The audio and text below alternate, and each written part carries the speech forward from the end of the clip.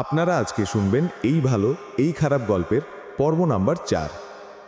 আমাদের গল্প যদি আপনাদের ভালো লাগে তাহলে অবশ্যই লাইক কমেন্ট শেয়ার করে দেবেন। ধন্যবাদ। চলেন তাহলে গল্পে যাওয়া যাক। আজলান মা ছেলের দিকে খ্যাপাটে দৃষ্টিতে চেয়ে রইল। ছবিটা দেখার পর আম্বিয়া বেগম বললেন, একবার দেখ, ছেলে দেখতে ভালো, এটাই তো চাস তুই। আয়জা অন্যদিকে মুখ ঘুরিয়ে রাখল। তিথি ডোডোকে কোলে নিয়ে চুপচাপ দাঁড়িয়ে আছে। রমলা চাচি আয়জার উদ্দেশ্যে বলল, তোমার ভাইরে কি তুমি চেনো না? এমন করতেছো কেন? ঘরে অশান্তি না হলে তোমাদের ভাল লাগে না? ছবিখান দেখো, ছেলেটা দেখতে ভালো। আয়জা বলল, দেখব না। আম্বিয়া বেগম বললেন, তোর বাপ শুনলে এখনই চিল্লিয়ে উঠবে, আবার লাগবে বাপ বেটার যুদ্ধ।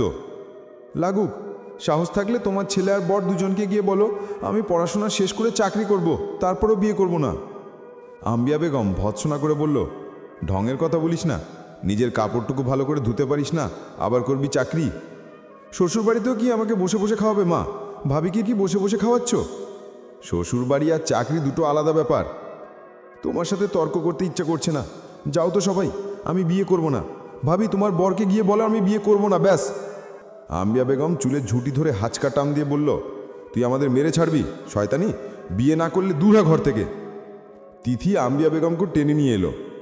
ডোডো চেঁচিয়ে উঠল আয়জার ফোঁপানো দেখে। তিথি বলল, কিচ্ছু হয়নি বাবা। ডোডো আয়জাকে ডাকল, এ পিপি। আয়জা তার দিকে চোখ তুলে তাকিয়ে আরও জোরে ফুঁপিয়ে উঠল। আম্বিয়া বেগম তিথিকে বলল, তুই ওকে কিছু বলতিস না বউ?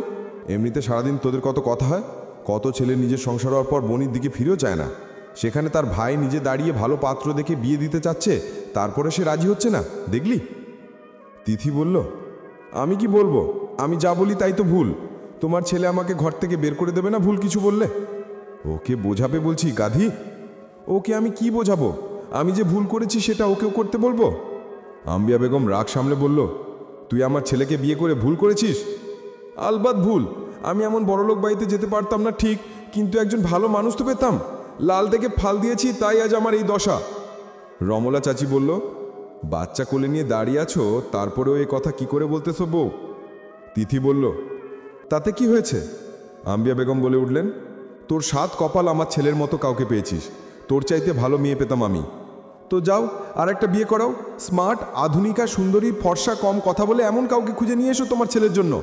বিশ্বাস করো, উপরে ঢং দেখালো, মনে মনে ভীষণ খুশি হবে। সেও এটাই চায়, শুধু লোকলজ্জার কারণে আমাকে নিয়ে সংসাম করছে। রমলা চাচি বলে উঠল, থামো থামো, এসব কথা কেন বলতেছো বউ? বাচ্চা কাচ্চা হয়ে গেছে, এখন এসব কথা তুলো না। পুরুষ মানুষের মাথা গরম, কখন কি করে বসে রাগের মাথায়। তিথি অবাক কণ্ঠে বলল, কি বলছো চাচি? রাগের মাথায় বিয়ে করে নেবে বলছো? করুক, করলেও সেই মেয়ে স্মার্ট, আধুনিকা হবে না, আমার চাইতে বোকা হাতা গাদা হবে। আমি যে ভুল করেছি সেটা একটা শিক্ষিত মেয়ে করবে না, অশিক্ষিত মূর্খরা করবে। ডোডো মায়ের মুখের দিকে তাকিয়ে রইল ড্যাব ড্যাব করে। আম্বিয়া বেগম আগের মাথায় আয়জাকে মারধর করা শুরু করলো। চুল ধরে গালে চর মারতে মারতে বলল, তুই আমার সংসারে আগুন লাগিয়ে দিয়েছিস, তোকে আজ মেরেই ফেলবো। তোর মতো মেয়ে দরকার নেই আমার, এত মানুষ মলে তুই মরিস না কেন? আয়জার চিৎকারে ডোডো ভয় পেয়ে কাঁদা শুরু করলো। আজলান ওয়াশরুম থেকে বেরিয়েছিল সবে। মাথা মুছতে মুছতে আয়জার কান্নার শব্দ কানে আসতেই দ্রুত পদে হেঁটে বেরিয়ে এলো। আয়জার ঘরে এসে দেখল আয়জাকে এক নাগাড়ে মেরে যাচ্ছে আমিয়া বেগম। রমলা চাচি চেষ্টা করেও থামাতে পারছে না। তিথি ডোডোকে নিয়ে দাঁড়িয়ে আছে, তার চোখ মুখ অবিশ্বাস্য রকমের স্বাভাবিক, শুধু ডোডো কাঁদছে। সে ছুটে এসে আয়জাকে ছাড়িয়ে নিয়ে আমিয়া বেগমকে বলল, পাগল হয়ে গেছো? কি সমস্যা? বাড়িটাকে মাছের বাজার বানিয়ে ফেলেছো সবাই মিলে। আয়জা ভাইকে জাপটে জড়িয়ে কাঁদে গেল। আফতাব শেখ দরজার কাছে এসে দাঁড়িয়েছেন।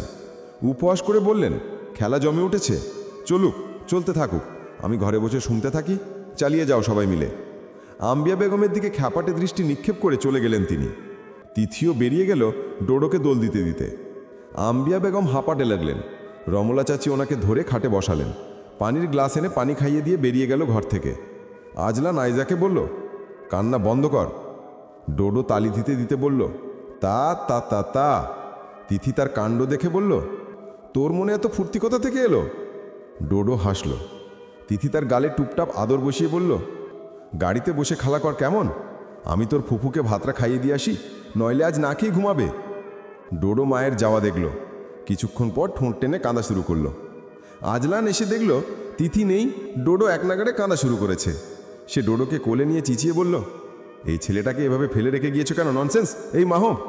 তিথি তার ডাকাডাকি শুনে দৌড়ে এলো, বলল, আইজাকে খাওয়াতে গিয়েছিলাম। আয় ডোডো! হাত বাড়িয়ে দিল সে। ডোডো বাবার গলা ধরে মায়ের দিকে চেয়ে থাকলো। আজলান দিল না, বলল, আমি একটা গুরুত্বপূর্ণ কথা বলছি, মন দিয়ে শোনো। ওকে বলো কাউকে আগে থেকে পছন্দ করলে তার নাম অবধি ভুলে যেতে। ওর হাবভাব দেখে তো স্পষ্ট যে ও ভার্সিটিতে কোনো বন্ধু জুটিয়েছে। তিথি বলল, থাকলে সমস্যা কোথায়? যেটা বলতে বলছি সেটা গিয়ে বলো। কাল ওকে দেখতে আসবে, তুমি ওকে সাজিয়ে রাখবে। ওরা ভদ্র পরিবারের মানুষ, ও যদি উল্টাপাল্টা কিছু ভেবে রাখে তা মাথা থেকে ঝেড়ে ফেলতে বলো। ওদের সামনে যেন কোনো সিন ক্রিয়েট না হয়। তিথি বলল, ও বিয়ে করতে চাইছে না, তুমি ওকে জোর করছো কেন?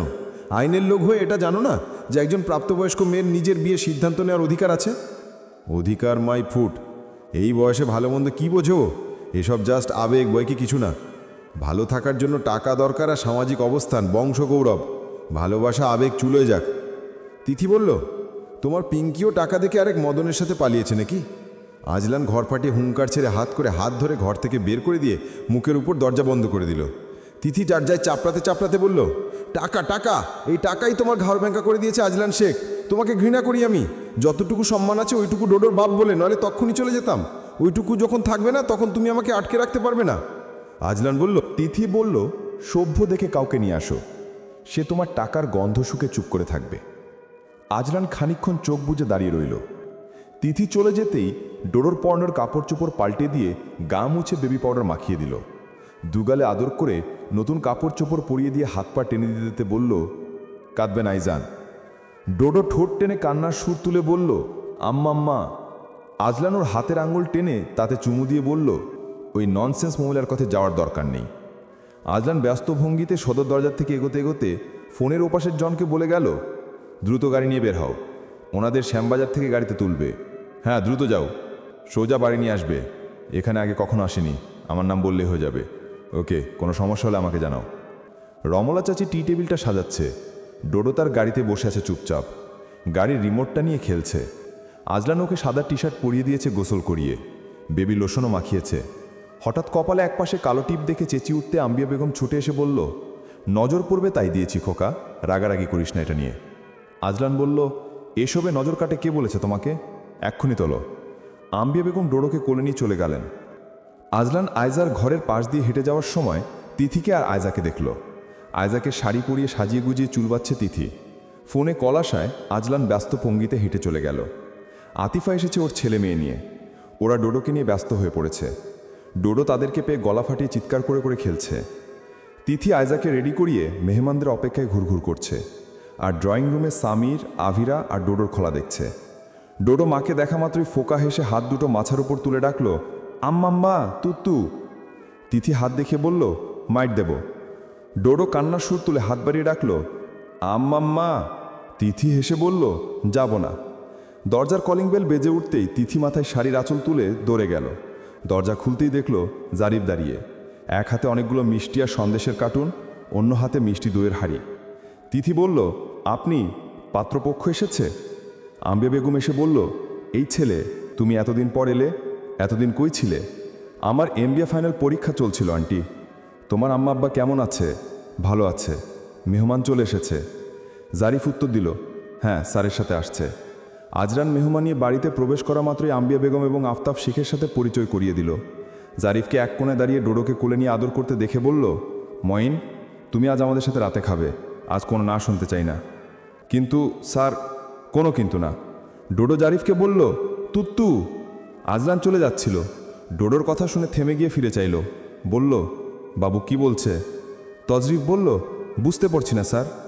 আজলান ডোডোকে কোলে নিয়ে গালে আদর করে বলল, কি চায় বাবা? ডোডো বলল, আম্মান দুত্তু। আজলান দাঁত কিরমির করে বলল, বোকা মহিলা, সাজগোজের খপ্পরে পড়ে বাচ্চাকে খাওয়াতে ভুলে গেছে। তিথির কাছে নিয়ে যাওয়ার পর সে দেখল তিথি সন্দেশ খাচ্ছে। আজলান বলল, ওর খিদে পেয়েছে, খেতে দাও। তিথি ডোডোর মুখে সন্দেশ ভেঙে পুড়ে দিয়ে বলল, অসম্ভব। শাড়িতে পিন করেছি, এখন ওকে খাওয়াতে গেলে অনেক সমস্যা। আজলান শক্ত গলায় বলল, ওর খিদে পেয়েছে মেহবুব, শেষবার খাইয়েছ কখন? তিথি ডোডোকে কোলে নিয়ে ফেলল। মনে নেই বলে ডোডোর গালে আলতো করে চড় দিতে দিতে বলে গেল, এই বেয়াদব ছেলে, তোর খিদে লাগলে আমাকে বলবি, তোর বাপকে বলিস কেন? তোর বাপের তুত্তুর গোডাউন আছে, হ্যাঁ? আর বলবি তোর বাপকে মিষ্টি খাবি, সন্দেশ খাবি, দুধ পরোটি খাবি নাকি আঙুর খাবি? আচ্ছা দই খাবি? ডোডো মায়ের মুখের দিকে তাকিয়ে আছে। তিথি তার দিকে চোখ রেখে আদুরে ঠোঁট দুটোর উপর চুমু দিয়ে বলল, চাইয়া থাকোস কেন, কি কবি ক। ডোডো ঠোঁট লম্বা করে বলল, তুত্তু। তিথি কপালে চড় মারতে মারতে বলল, ও জ্বালারে জ্বালা। ডোডো কপালে হাত রেখে মায়ের দিকে চেয়ে রইল। তিথি তা কাণ্ড দেখে হাসতে হাসতে বলল, তোর কিসের এত দুঃখ যে কপালে হাত দিচ্ছিস? তুত্তু খাওয়া আর হাগু মতো ছাড়া আর কোনো কাজ আছে তোর? ডোডো গলা টেনে দুঃখের সাথে ডাকলো, আম্মাম্মা। তিথি বলল, মাকে কি করে পটাতে হয় ভালো করে শিখে গিয়েছিস তুই। আয়জাকে তার ঘরে দেখতে এলো বরের মা, ভাবি আর বোন। আয়জার সাথে অনেক কথাবার্তা বলার পর তিথির সাথেও বলল। তারপর আম্বিয়া বেগম আর আতিফার সাথে কথায় ব্যস্ত হয়ে পড়ল। তিথি সেই ফাঁকে আয়জাকে বলল, তুমি ওই মদনটাকে পছন্দ করো? ওই মদন দেখো ভ্যাবলার মতো দাঁড়িয়ে আছে। জারিফকে দেখিয়ে দিল তিথি। আয়জা তাকে দেখার সাথে সাথে জারিফও চোখ সরিয়ে তাকালো। চোখ সরিয়ে নিতে তিথি বলল, মা গো মা, কেমন করে চোখ সরিয়ে নিল? এ তো উল্টো তোমার উপর রাগ দেখাচ্ছে ননদিনী। তুমি ওকে বলনি তোমাকে আজকে পাত্রপক্ষ দেখতে আসছে? আয়জা গলায় জোর দিয়ে বলল, না, আব্বের শালা, এজন্যই তো মেজাজ হট। এ দেখছি ফাটাকেষ্ট চাইতে কোনো দিক দিয়ে কম নয়। থাকবে, এই কালা বিলাই চাইতে ধলা বিলাই ভালো। তাকে বিয়ে করে নাও। আমি ওই কালা বিলাইকে ছেড়ে ধলা বিলাইকে বিয়ে করছি। বর্তমানে আমি একটা বাচ্চার মা, মোটামুটি ভালোই আছি। টাকা পয়সা ধনদৌলত আর মহব্বতের অভাব নেই। তুমিও করে ফেলো। ডোডো বলল, না না না। তিথি বড় বড় চোখ পাকিয়ে বলল, তুই না বলছিস কেন? তুই কি বুঝিস? ফুপ্পির পক্ষ নিচ্ছিস? তুই দাঁড়িয়ে দিবি বিয়ে? কথা বলতে পারিস না ভালো করে, আবার প্রতিবাদ করিস ব্যাঙের বাচ্চা ব্যাং। ডোডো হাতের তালু দিয়ে ঠাস করে মারল তিথির নাকে। তিথি বলল, দিলি তো নাকটা চ্যাপটা করে। ডোডো ঝুঁকে এসে তার নাকটাতে গাল বসিয়ে দিয়ে কামড়ে দিতে চাইল। তিথি তাকে সরিয়ে দিতে গিয়ে হাসতে হাসতে বলল, তোর বাপ নাক কাটা বউয়ের সাথে একদিনও সংসার করবে না রে ডোডো। তিথি হাসার ফাঁকে দেখলো আয়জা কাঁদছে। সে হাসা থামিয়ে দিল। আয়জা গাল মুছে নিজেকে স্বাভাবিক রাখার চেষ্টা করে বড়সড় একটা দম ফেলে বলল, তৃতীয় পক্ষ সব কিছু কেমন বিনা কষ্টে বিনামূল্যে পেয়ে যায় না, তাই না ভাবি? এলো, দেখলো, পছন্দ করলো, তারপর বিয়ে হয়ে গেল। কত সহজ। তিথি বলল, এত কিছু বুঝি না। থার্ড পার্সনের সাথে তোমার ভাই সংসার করছে, একটা বাচ্চার বাপ হয়েছে, তো কোনো কিছু কি আটকে আছে? আয়জা বলল, নেই বলছো? তোমাদের মধ্যকার এত ঝামেলা, মনোমালিন্য, এত এত অমিলের মধ্যেও মানিয়ে চলার চেষ্টা, প্রতিনিয়ত দুজন দুজনকে কাছে ছিটকে পড়তে পড়তে আবারও সংসার নামক কেন্দ্রবিন্দুতে এসে থমকে যাওয়া। তুমি বলো না তোমরা আটকে নেই?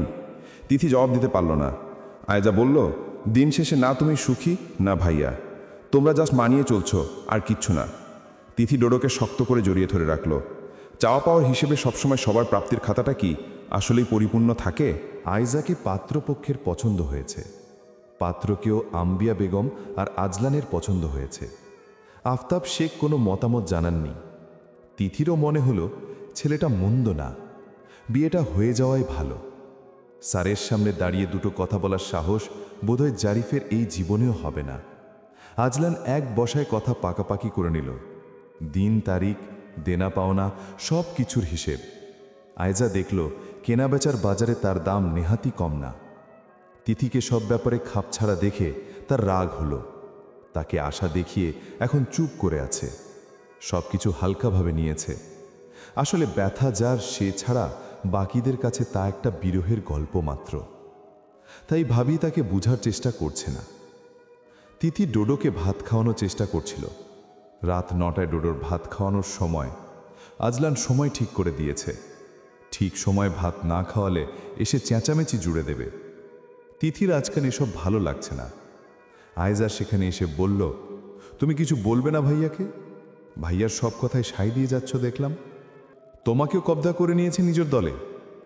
তিথি বলল, অনেক চেষ্টা করেছি কাল, ও অনেক খুশি তোমার বিয়ে নিয়ে। আমি অশান্তি চাই না, তাই কিছু বলিনি। বিয়ে দূর করে ফেলো প্লিজ। পরে যখন তুমি সুখী হবে না, তখন তোমার পরিবারের সবাই অশান্তিতে ভুগবে। জারিফ ভাইয়ের কোনো চাকরি নেই এখন, তোমার ভাই ওর হাতে তোমাকে তুলে দেবে কেন? আয়জা বলল, তুমি চেষ্টা করেছো আদৌ? তিথি বলল, বিশ্বাস না হলে তুমি গিয়ে বলো, আমাকে কেন ঝুঁকিতে ফেলছো? আমি ভাইয়াকে এসব কথা কি করে বলবো? নিজের ভাইকে জমের মতো ভয় পাও, আবার আমাকে ঠেলে দিচ্ছ সেই জমের কাছে। এমনিতে দিনরাত আমার ভুল ধরতে ধরতে কাহিল, সেখানে এসবে জড়ালে আমাকে এক কাপড়ে বাড়ি ছাড়তে হবে। আয়জা বলল, আমি বললে আমাকেও বাড়ি থেকে বের করে দেবে, নয়তো উনাকে ডেকে এনে অপমান করবে। তুমি তো ভাইয়াকে চেনো, সে মধ্যবিত্ত হতে পারে, কিন্তু আত্মসম্মান আছে। তিথি বলল, আমি কোনো প্রকার সাহায্য করতে পারবো না ননদিনী, তাই আমার আশা ছাড়ো। আয়েজা দুহাতে মুখ ঢেকে বসে পড়ল। ডোডো হামাগুড়ি দিয়ে তার পিঠের উপরে উঠে মাথা ফেলে ডাকল, অ্যাপিপ্পি। তিথি তাকে টেনে কোলে তুলে নিয়ে বলল, ফুপির মাথা খারাপ, এখন কথা বলবে না, নে খাওয়া শেষ কর ডোডো, অনেক কাজ পড়ে আছে। আয়েজা বেরিয়ে গেল রাগ করে। ডোডো আর খেতে চাইল না। তিথি পানি খাইয়ে দিয়ে গাল মুছে দিল, দোল দিয়ে বলল, এবার চুপচাপ ঘুমিয়ে পড়াশোনা, মায়ের অনেক কাজ। ডোডো দুপাশে মাথা নাড়ল। তিথি বলল, ঘুমাবি না? ডোডো তার দিকে চেয়ে রইল। তিথি টাপুস টুপুস আদর করে বলল, তাহলে চল বাসন কুসন ধুয়ে দিবি মাকে। ডোডো দুপাশে মাথা নাড়ল। তিথি বলল, তাও করবি না? তাহলে বসে বসে পড়াশোনা কর। বলেই ড্রয়ার থেকে তার জন্য আনা বইটা বের করে দিল তিথি। বইটা আজলান এনেছে ডোডোর জন্য। তিথি ডোডোকে বিছানায় বসিয়ে বইয়ের পাতা উল্টে দিয়ে ডোডোর আঙুল টিনে নিয়ে বইয়ের পাতায় উল্টে দিয়ে বলল, এই দেখ গরু, এটা ছাগল, এটা বানর, এটা সাপ। মাকে যদি জ্বালাস তাহলে এরা এসে গপ করে তোকে খেয়ে ফেলবে। ডোডো ছবির সাথে নাক লাগিয়ে ছবিগুলো দেখছে। তিথি হেসে বলল, ওরে আমার পড়াকু ছেলে রে, কি মনোযোগ দিয়ে দেখছে। ডোডো মাথা তুলে মায়ের সাথে হাসল। তিথি তার গালে শক্ত চুমো বসিয়ে বলল, পড়ো পড়ো, আমি কাজ ছেড়ে আসছি, বেশি করে পড়, তোর স্কুল কলেজে পড়া লাগবে না, সোজা ইউনিভার্সিটিতে যাবি ঠ্যাঙর ঠ্যাঙর করে। ছেলেকে জ্ঞান দিয়ে তিথি বেরিয়ে গেল। সে যাওয়ার পর ডোডো বইটা ছিঁড়ে কুটি কুটি করল। তিথি কাজ ছেড়ে এসে দেখল ডোডো বইটা ছিঁড়ে চিবিয়ে চিবিয়ে কাগজগুলি খাচ্ছে। তিথি কপাল চাপড়ে বলল, তোর বাপ তো আমাকে আজ আস্ত রাখবে না ডোডো, এটা কি করলি? পড়তে বলেছি আর তুই চিবিয়ে খেয়ে ফেলেছিস। ডোডো কিছুক্ষণ গালো আঙুল রেখে মায়ের দিকে ভীত চোখে চেয়ে রইল। ক্ষণকাল পর লাফিয়ে উঠে বলল, আব্বাব্বা। তিথি চমকে উঠে পেছন ফিরতেই আজলানকে দেখে জমে গেল। তারপর দৌড়ে গিয়ে ডোডোর গাল থেকে কাগজগুলো বের করল। ডোডো তার আঙুল কামড়ে ধরতেই তিথি ঠাস করে চড় দিল। ডোডো হাউমাউ করে কেঁদে উঠল। সেই ফাঁকে তিথি সব কাগজ বের করে মেঝেতে ফেলে দিয়ে বলল, তোকে পড়তে দিয়েছি আর তুই এসব করছিস পচা ঠিলে। ডোডো কাঁদতে লাগলো। আজলান হাতের ঘড়ি খুলতে খুলতে মা ছেলেকে দেখতে লাগলো চুপচাপ। তার চোখ ডোডোর দিকে আর মেঝের দিকে। তিথি ডোডোকে আফতাব সাহেবের কাছে রেখে এলো। তারপর মেঝেটা পরিষ্কার করে আজলানের দিকে এক পলক চেয়ে চুপচাপ বেরিয়ে গেল। 16-17 দিনের মতো বাকি আছে বিয়ের। এখন থেকেই বিয়ের যাবতীয় কেনাকাটার লিস্ট তৈরি হয়ে গেছে। নিজ হাতে লিস্টটা লিখতে গিয়ে তিথির হাত কাঁপছিল। যার জন্য এত আয়োজন সে এসব ফিরেও দেখছে না। আম্বিয়া বেগম আর আতিফাকে খুশি দেখালো। আতিফার স্বামীর সাথে বহুদিনের দ্বন্দ্ব চলছে আজলানের সাথে। এই প্রথম জামাইকে বাড়ি আনবেন আম্বিয়া বেগম, তাও অনেক কষ্টে। আতিফা একবার বাচ্চা দুটোকে নিয়ে বাড়ি চলে এসেছিল একা একা, তাও ঝড়ের রাতে। শাশুড়ির সাথে তার কোনোটি মনিবন্যা হয় না। সেই থেকে আজলান খেপেছিল বোনের জামাইয়ের ওপর। কত বড় সাহস, মা বাবা বউ বাচ্চাকে বের করে দিয়েছে, অথচ তার হুঁশ নেই। দুজনের মধ্যে বহুদিন রেষারেষি চলল। আতিফার বর জামিলের আর শেখ বাড়িকে আসা হয়নি, সেই জন্য আতিফা এবার অনেক জোর করল। আম্বিয়া বেগম অনুরোধ করল, তাই আসার জন্য মত দিয়েছে সে। আজলান যাদের যাদের দাওয়াত করবে তাদের একটা লিস্ট করেছে। তিথি দেখল বেশিরভাগই আইনের লোক, র্যাবের সদস্য, পুলিশ সদস্য, গোয়েন্দা অধিদপ্তরের লোকজন। বিশাল পরিসরে লোকজনের খাওয়ান দাওয়ানের আয়োজন করা হবে। আজলান জানালো 2500 মানুষের দাওয়াত থাকবে সেদিন। গরু দুটো জবাই করা হবে। সে বড় পরিসরে আয়োজন করতে চাচ্ছে, কারণ তার বিয়ের সময় তেমন কোনো আয়োজন হয়নি। তা শুনে আয়েজার ঘরে এলো বলার জন্য। ঘরে আলো নেভানো ছিল। আয়েজা উপুর হয়ে শুয়ে আছে। সে তিথির সাথে কথা বলা বন্ধ করে দিয়েছে 4 দিন হলো। তিথির ঘরে যায় না, তিথিকেও ডাকে না, ডোডোকেও কোলে নেয়নি, এমনকি ঘর থেকে পর্যন্ত বের হয়নি সে। খাওয়া দাওয়া কমিয়ে দিয়েছে, এমনকি চুল পর্যন্ত ভালো করে আছড়ায় নিয়ে কদিন। আম্বিয়া বেগম সারাক্ষণ বকে যাচ্ছে, কিন্তু কোনো লাভ হচ্ছে না। তিথি বলল, এই ননদিনী শোয়াও, তোমার বিয়ে হবে এই এলাকার গ্র্যান্ড ওয়েডিং। খবরদার উল্টোপাল্টা কোনো কাজ করার পরিকল্পনা করো না। তোমার ভাইয়া নাক কাটা গেলে কারো আস্ত রাখবে না। আচ্ছা, সারাক্ষণ ঘরে শুয়ে থাকো, বোর লাগে না? তাকাও আমার দিকে। তিথি পিছে হাত রাখতেই আয়েজা মুখ তুলে তাকালো। চোখ দুটো ফোলা, মুখটা শুকিয়ে সরু হয়ে গেছে। তিথির মায়া হলো। বলল, নিজেকে আয়নায় দেখেছো তুমি? আয়জা বলল, দেখতে চাই না, কি বলতে এসেছো বলে চলে যাও। তিথি বলল, তুমি আমার উপর রাগ দেখিয়ে যাচ্ছ এখনো। তোমার কি মনে হয় আমি বললেই তোমার ভাইয়া মেনে নেবে? জারিফ ভাইয়াকে তখনই ডেকে আনবে না? অপমান তখন করবে না? আয়জা বলল, আমি কিচ্ছু চাই না, আমি তাকে দেয়া কথা রাখতে পারিনি, তাই তাকে ডেকে অপমানও করতে চাই না। কি বলতে এসেছো বলো। তিথি তাকে জড়িয়ে ধরে বলল, আচ্ছা নিজেকে সামলাও তুমি, সবার আগে নিজের কথা ভাবা জরুরি, আমি তোমার ভাইয়াকে বলবো। আয়জা নিজেকে ছাড়িয়ে নেওয়ার চেষ্টা করে বলল, না বলতে হবে না, আমার কারো সাহায্য চাই না, আমি ভারিয়ার পছন্দের ছেলেকেই বিয়ে করব, আমাকে দয়া দেখিও না প্লিজ। কেঁদে উঠল সে। তিথি বলল, পিরিতির বড় জ্বালা। আয়জার গাল মুছে দিল সে, বলল, জারিফ ভাইয়ার সাথে কথা হয়েছে। আয়জা দুপাশে মাথা নেড়ে বলল, ব্লক। তিথি অবাক হয়ে বলল, সোজা ব্লক? তুমি কি কথা দিয়েছ ওকে? চাকরি পাওয়া অবধি অপেক্ষা করব। তিথি কপালে হাত দিয়ে বলল, বাড়িতে এমন ভাই আছে তোমার, তা জেনেও কাউকে কথা দেওয়ার আগে তুমি দুবার ভাবলে না? আয়জা কাঁদতে লাগলো হাঁটুতে কপাল ঠেকিয়ে।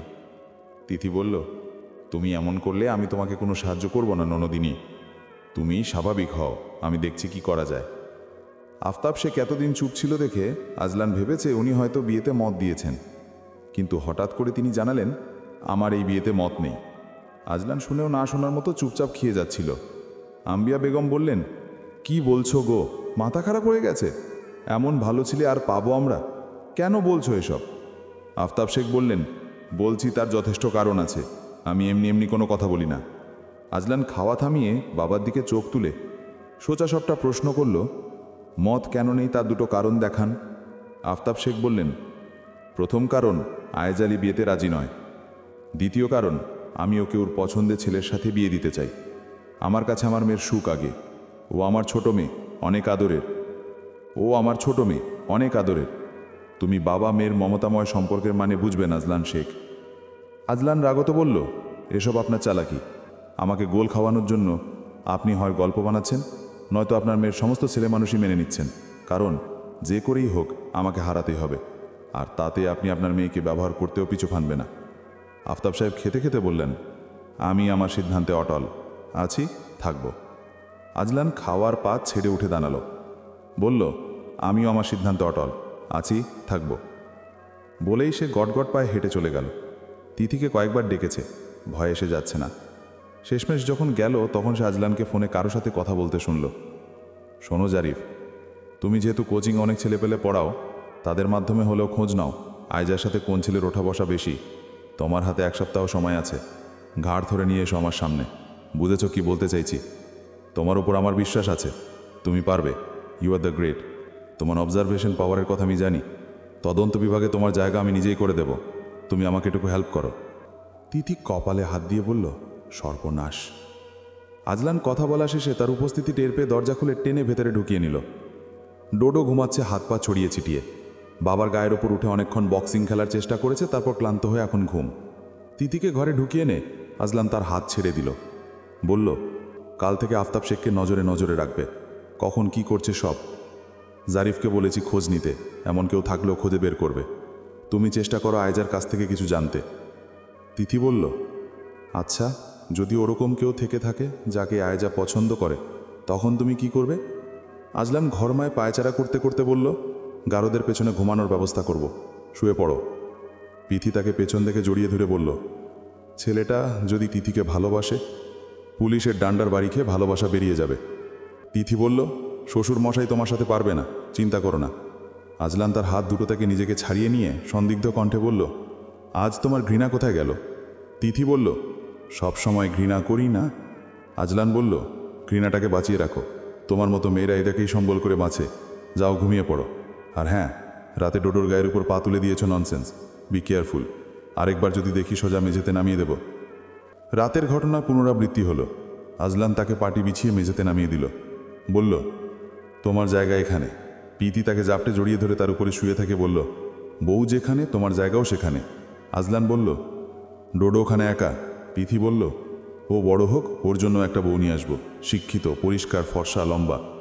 বকবক করতে তিথি ঘুমিয়ে গেল ওর বুক। বাথরুমে পড়ে মাথা ফেটে গেছে তিথির, হাতের কনুইতে আঘাত লেগেছে, পায়ের বুড়ো আঙুলটা মুচড়ে গেছে। হাসপাতালে 17 ঘন্টা কাটিয়ে এসে বাড়িতে রেস্ট নিচ্ছিল সে। আজলান সদর দপ্তরে গিয়েছে 4 দিন হলো। এরই মধ্যে অনেক কিছু ঘটে গিয়েছে। তিথি সেদিন শ্বশুর মশাইকে জারিফের কথা বলেছিল। শোনার পর উনি কোনো মন্তব্য করেননি। তিথি ভয় পেয়ে গিয়েছিল ওনার নীরবতা দেখে। কিন্তু খাওয়ার টেবিলে ছেলেকে হঠাৎ চ্যালেঞ্জ করে বসবেন, এটা তিথি কল্পনাও করেননি। বাপ ছেলে দুজনেই ঠান্ডা মাথার খেলোয়াড়। আজলান যাওয়ার পরদিনই জারিফের বাড়িতে গিয়েছেন আফতাব শেখ। কথাবার্তা সেরে এসেছেন, সিদ্ধান্ত নিয়েছেন দুজনের আকত পরিয়ে রাখবেন। জারিফের চাকরি হলে তখন তারা বউ তুলে নিয়ে যাবে। এই কথা আয়জা, তিথি আর উনি ছাড়া কেউ জানেন না। আম্বিয়া বেগম সন্দেহের চোখে দেখছিলেন সবাইকে। কিছু একটা হচ্ছে যেটা উনি বুঝতে পারছেন না। আজলান আজ ফিরবে, উনি ঠিক করলেন সবটা আজলানকে খুলে বলবেন। আফতাব শেখ সন্তুষ্ট জারিফের বাবা মায়ের সাথে কথা বলে। জারিফ এমনিতেও শিক্ষিত ছেলে, তার একটা নাম আছে। পাশাপাশি ড্রাইভিং শিখেছিল শখ করে, কিন্তু সেটাও আয়ের পথ বের করবে তা সে ভাবেনি। আজলান শেখের ড্রাইভার হিসেবে 3 বছর ধরে কাজ করে আসছে সে। এর আগে অনেকগুলো ড্রাইভার বদল হয়েছে আজলান শেখের, বেশি দিন টিকত না কেউ। জারিফ কিভাবে স্থায়ী হয়ে গিয়েছে তা জারিফ নিজেও জানে না। তাই হয়তো সে স্যারের বিশ্বাসে আঘাত দিতে চায়নি। চেয়েছিল নিজেকে যোগ্য করে তবেই সামনে গিয়ে দাঁড়াবে, কিন্তু তার আগেই সব এলোমেলো হয়ে গেল। আফতাব শেখের সিদ্ধান্তেও সে খুশি হয়েছিল এমন না। স্যারের কথা ভাবতেই তার খারাপ লাগছিল। সে এমনটা চায়নি। একটু একটু করে অর্জন করা স্যারের সব বিশ্বাস, ভরসা এক লোহামায় ধূলিসাৎ হয়ে যাবে যখন তিনি জানতে পারবেন ওনার পিতার সমস্ত ষড়যন্ত্রের পেছনের শক্তপোক্ত হাতিয়ারটা সে নিজেই। আফতাব শেখ সন্ধ্যা থেকেই হই হই করছিলেন আনন্দে। পাত্রপক্ষের মামাকে যা বলার উনি বলে দিয়েছেন। আম্বিয়া বেগম স্তব্ধ হয়ে গিয়েছেন সবটা শুনে।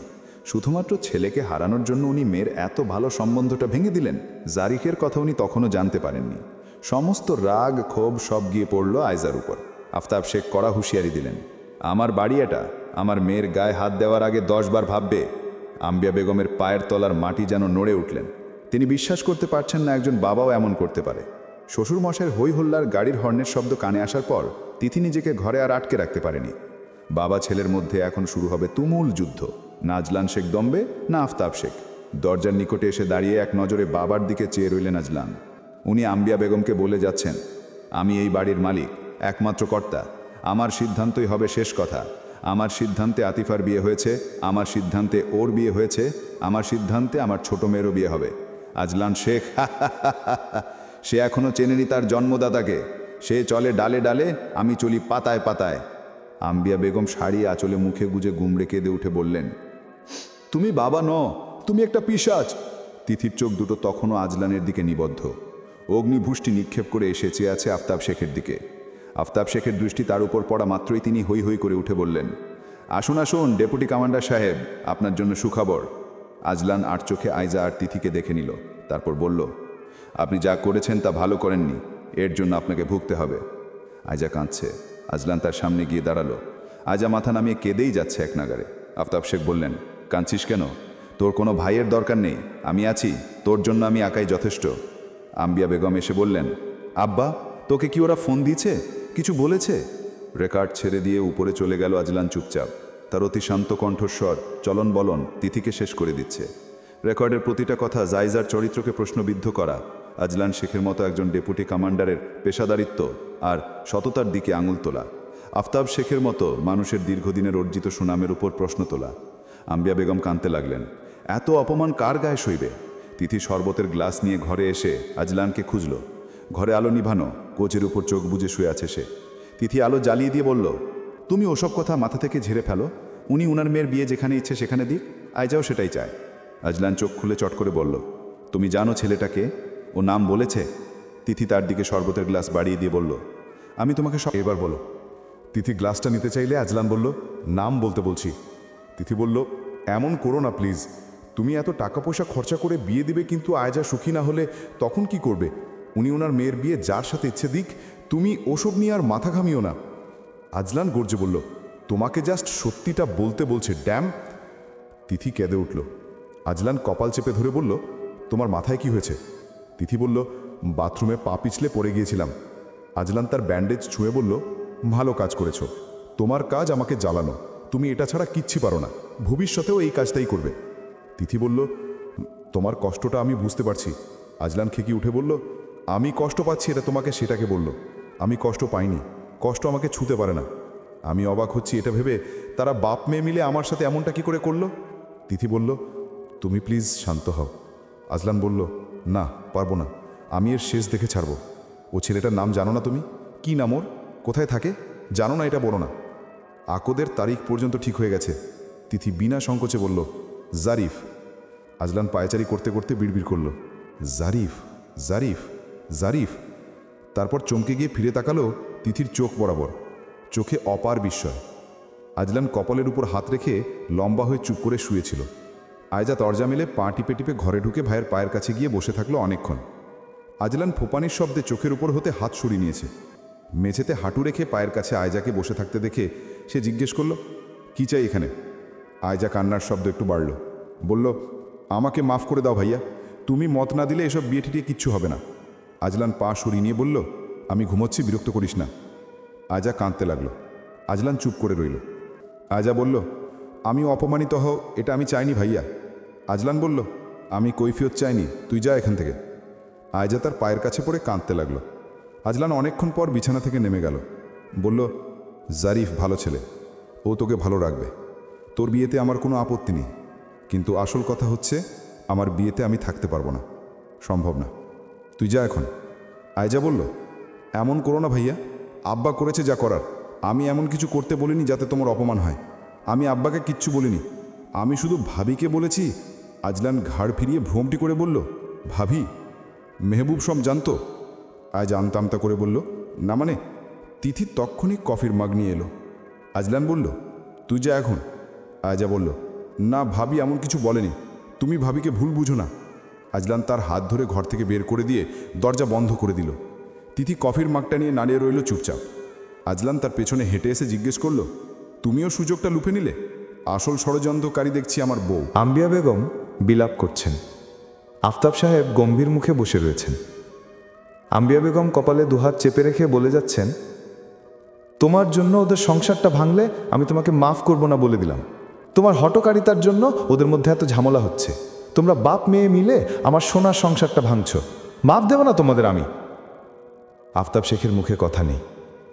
তিনি এক দৃষ্টে মেঝের দিকে তাকিয়ে আছেন আর ভাবছেন, আজলান শেখের কথা।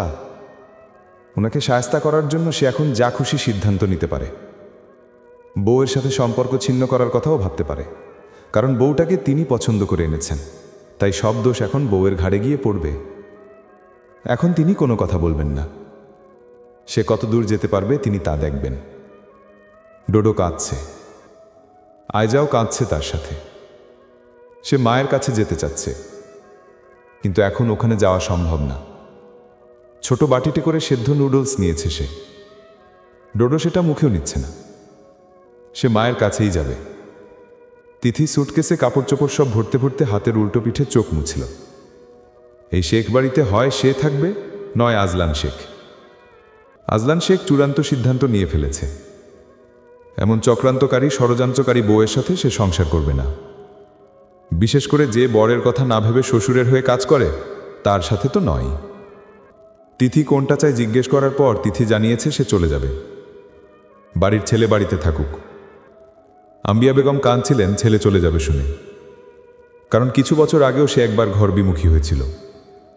একবার ঘর বিমুখী হলে তাকে ঘরমুখো করতে অনেক পোহাতে হবে। সে এমন এক পাষাণ বর্বর হৃদয়ের মানুষ যে স্বজনদের ছায়ায় না থাকতে পারলেও বেশ ভালোভাবে বাঁচে।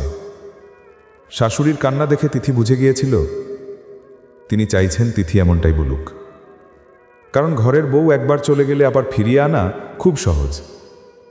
সে বেশ সহজলভ্য কিনা, কিন্তু ছেলে গেলে ফিরিয়ে আনা দুষ্কর। আফতাব শেখ ছেলের প্রতিশোধের ধরন দেখে স্তব্ধ হয়ে গিয়েছেন। ওনাকে সে জিততে দেবে না কিছুতেই। তাই তো কথার পিঠে কথার জবাব না দিয়ে একেবারে মোক্ষম জায়গায় ছালটা দিয়েছে। রমলা চাচি তিথির পেছনে দাঁড়িয়ে আছে। সে কাপড় ভরা শেষে বলল, ডোডোকে একটু এনে দাও চাচি। রমলা চাচি বললেন, পারুম না, ওরে আনা বারণ। তিথি অবাক কণ্ঠে বলল, কেন? কেন মানে? তুমি একা যাইতেছ তোমার বাপের বাড়িতে, তোমার বাবুরে নিয়ে যেতে পারবা না? তিথি জিজ্ঞেস করল, আজলান শেখ বলেছে? হ্যাঁ বলছে। এবার তুমি খুশি হয়েছে? যাও এবার নাচতে নাচতে বাপের বাড়ি যাও। এটাই চাইছো সবাই। তুমি চলে যাইতেছো, যাও। আমিও চলে যাব। এই বাড়িতে আর কাজকাম করুম না। তিথি সুটকেসটা গুছিয়ে ঘরের বাইরে এনে রাখল। আজলানের সাথে আজ নতুন ড্রাইভার এসেছে। তিনি কাকাদের বয়সী। উপরে উঠে তিথির সুটকেসটা নিয়ে গেল। আম্বিয়া বেগম তা দেখে আফতাব শেখকে বললেন, তুমি আটকাবে না? কিচ্ছু বলবে না? আফতাব শেখ বললেন, এখন তোমার ছেলের হাতে পায়ে ধরতে হবে আমাকে। ও চাইছে আমি ওর হাতে পায়ে ধরে অনুরোধ করি। যাক, বউটাকেও সম্মানে করে উল্টে ফেলছে এমনও না। যাক, কিছুদিন পর নিজে গিয়ে ফিরিয়ে নিয়ে আসবে। বউ তার, মাথা ব্যথাও তারই হবে। বাচ্চাকে না দেখে কদিন থাকতে পারবো? আম্বিয়া বেগম কপাল চাপড়ে বললেন, বাচ্চাকে দিচ্ছে নাও। আমি অতক্ষণ কাকে কি বলছি? ডোডো ওর মায়ের সাথে যাবে না। আফতাব শেখ রাগে ক্ষোভে ফেটে পড়লেন। বললেন, মগের মুল্লুক নাকি? ও এখনো মাকে ছাড়া থাকতে শিখেছে। বর্বর ছেলে। নিজের বাচ্চার প্রতিও তার মায়া মহব্বত নেই। আম্বিয়া বেগম কাঁদতে লাগলেন। তুমি করেছো যা করার। আমি কত কিছু সহ্য করি ওদের সংসারটা টিকিয়ে রাখার জন্য। কত কিছু লুকিয়ে যাই, কত কথা চেপে রাখি। তুমি সব শেষ করে দিয়েছ। তোমাকে আমি মাফ দেব না। আফতাব শেখ বললেন, আসল কথা হচ্ছে ওর বউয়ের প্রতি ওর নিজের মায়া মহব্বত নেই। কোনো মতে সংসার করছে। বউ চলে যাচ্ছে, ভালো করছে, আরও আগে যাওয়া উচিত ছিল। ডোডোর কান্না ভেসে আসছে। আইজা দোল দিতে দিতে বলল, চাচি, ওর মা কোথায় এখন? রমলা চাচি বলল, বেরিয়ে নেছে। আইজা অবাক কণ্ঠে বলল, কখন? না বলে? সে ডোডোকে নিয়ে দ্রুত পায়ে নেমে গেল। আজলান সুইমিং পুলের পাশে দাঁড়িয়েছিল। তিথি তার পেছনে গিয়ে দাঁড়ালো। কারো উপস্থিতি টের পেয়ে আজলান ঘাড় ফেরাতেই তাকে বোরখা পরা দেখে বলল, আগে থেকেই মনে হয় প্রস্তুত ছিলে যে চলে যাবে। দারুণ, যাও যাও, বাড়িঘর খালি করো। আফতাব শেখ বুঝুক হটকারী তার ফল কি হতে পারে। তিথি বলল, ডোডোকে আমি নিয়ে যাচ্ছি। আজলান চোয়াল ঝুলিয়ে বলল, কোথায়? আমার সাথে। ওর ডায়পার কেনা থেকে ঔষধ খরচ তুমি কিভাবে সামলাবে? বললেই হলো। হয়ে যাবে, হয়ে যাবে বললেই আমি মানব কেন? বাড়ির ছেলে বাড়িতে থাকবে। তোমাকে আমি যেতে বলছি না, তুমি নিজেই এই সিদ্ধান্ত নিয়েছ। তাহলে একা যাও, আমার ছেলেকে টানবে না। তিথি বলল, ওর দুধ ছাড়ানো হয়নি এখনো, শুধু রাতে ভাত খায়, তাও কম। সেসব আমি দেখব। তিথি বলল, ও এখনো আমাকে ছাড়া থাকতে শেখেনি। আজলান গর্জে বলল, তো থাকো তোমার ছেলেকে সাথে নিয়ে তোমার শ্বশুর বাড়িতে। থাকবো না। তাহলে যাও, তোমার চেহারা আর দেখিও না আমাকে। আম্বিয়া বেগম কাঁদতে কাঁদতে ছুটে এলেন। বললেন, আজলান, এমন করিস না আব্বা। তোর বউ বাচ্চার প্রতি কি তোর একটুও মায়া মহব্বত নেই? বাপের ওপর রাগ করে ওদের কষ্ট দিস না আব্বা। তুই তোর বউ বাচ্চাকে নিয়ে অন্যত্র চলে যা। তোকে তোর আব্বার সাথে থাকতে হবে না, তোর সেই ক্যাপাসিটি আছে, কিন্তু নিজেদের মধ্যে ঝামেলা তৈরি করিস না। আজলান বলল, শুধু আফতাব শেখ আমাকে অপমানিত করতে চাইল। ও চায়নি, ও নিজেই রাস্তা খুঁজছিল আমাকে অপমান করার। আমি আর কারো কথা ভাবব না, না ওর, না তোমাদের, না আইজার। আম্বিয়া বেগম কাঁদতে কাঁদতে বললেন, তোর আব্বার ওপর রাগ করে আমাদের কেন শাস্তি দিচ্ছিস? দোষ শুধু ওনার নয়, যারা যারা জড়িত ছিল সবার। তিথি বলল, মা তুমি কেঁদো না, আমি স্বেচ্ছায় যাচ্ছি। আম্বিয়া বেগম তাকে জড়িয়ে ধরে কাঁদতে লাগলেন। তিথি এনাকে আলতো করে জড়িয়ে ধরে আজলানের দিকে চেয়ে রইল। আজলান মুখ ঘুরে দাঁড়িয়ে রইল। মাকে দেখা মাত্রই আইজার কোলে ঝাপটা ঝাপটি শুরু করে দিয়েছে ডোডো। চোখের পানিতে গাল ভিজে আছে। তিথি তাকে কোলে নিয়ে দু গালে কপালে আদর করল। গাল মুছে দিয়ে গালে গাল ঠেকিয়ে হু হু করে কেঁদে উঠল। রমলা চাচি মুখে শাড়ি গাঁচল গুজে কাঁদল তার সাথে। আম্বিয়া বেগম কেঁদে উঠে স্বামী সন্তানকে উদ্দেশ্য করে বললেন, ছোট বাচ্চাটার উপরও মায়া লাগে না তোদের? তোরা বাপ ছেলে থাক তোদের জেদ নিয়ে। তুইও কেমন রে বউ, এতদিন হয়ে গেল এই সংসারের প্রতি তোর মায়া জন্মায়নি। তোকে বলল আর তুই চলে যাচ্ছিস। আমার সংসারটা গেল ছারখার হয়ে। ডোডো মায়ের কোলে এসে শান্ত হয়ে গেছে। মাকে কাঁদতে দেখে সে মায়ের মুখের দিকে চেয়ে ডাকল, আম্মা, আম্মা। তিথি বলল, জি। ঘুম ঘুম। ডোডো মিছিমিছি চোখ বন্ধ করল। তিথি তার গালে পুনরায় চুমুকে আইজার কোলে দিয়ে দিল। আম্বিয়া বেগম ধরে রেখে বললেন, আগে তো যেতে চাইতি না বউ, আজ এভাবে চলে যাচ্ছিস কেন? তুই যাস না, তোর বরকেও যেতে দিস না। তোরা থাক, আমরা চলে যাই কোথাও। তোর বাবুর মুখ চেয়ে থেকে যা, ওকে সামলাবো কেমন করে? তিথি এর জবাব দিতে পারল না। শাস্তিটা তার প্রাপ্য, আর আজকের সিদ্ধান্তটা শুধু নিজেকে শাস্তি দেওয়ার জন্য নয়, উপলব্ধি করা কতটুকু জড়িয়ে আছে সেই সংসারের সাথে, যার ঘর করছে তার সাথে। তার আজ যাওয়া উচিত। আয়জা আজলানের ইশারায় ডোডোকে বাড়িতে ঢুকিয়ে ফেলেছে। সে চেঁচিয়ে কাঁদছে। তিথি গাড়ির দিকে এগিয়ে যেতেই আম্বিয়া বেগম ধরে রেখে বলল, যাস না বউ, তোর পাগলামি আমি মেনে নিছি, তোর শ্বশুর মেনে নিছে। এই বাড়িটা তোর শ্বশুরের, তোর থাকার অধিকার আছে। তিথি ঝরঝরে কেঁদে ফেলে বলল, যে মানার সে মেনে নেয়নি, মানুক সেটাও চাই না। আর কবে ফিরবি? তোর বাবুর কথা ভাববি না? ওর কথা ভেবেই চলে যাচ্ছে। বুদ্ধি হওয়ার পর যাতে ওকে দেখতে না হয় ওর মা একজন পাগল, শুনতে না হয় ওর মা বস্তি থেকে উঠে এসেছে। কারো যোগ্য বউ হওয়ার কোনো দরকার নেই আমার।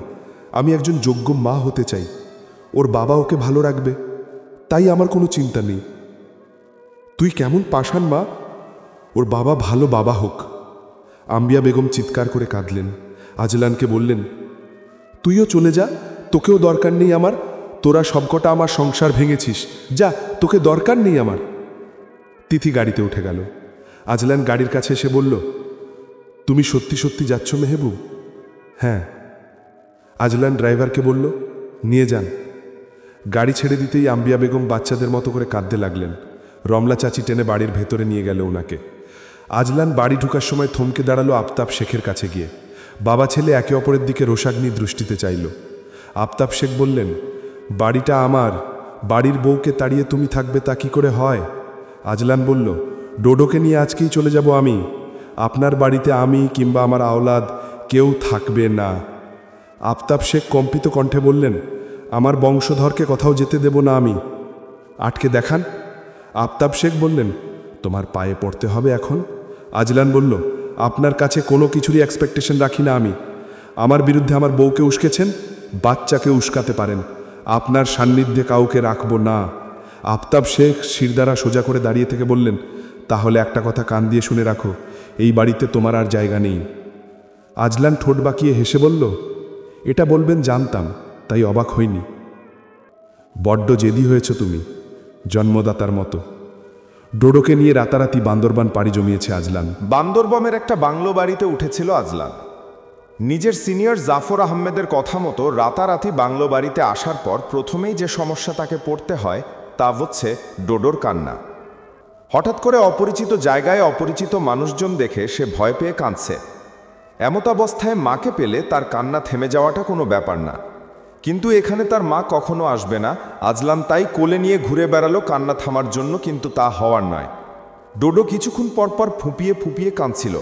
বাইরে আঙুল দিয়ে দেখিয়ে দিচ্ছিল যে গাড়িতে করে এসেছে সেই গাড়িতে করে ফের তার মায়ের কাছে চলে যাওয়ার জন্য, কিন্তু তা আদৌ সম্ভব?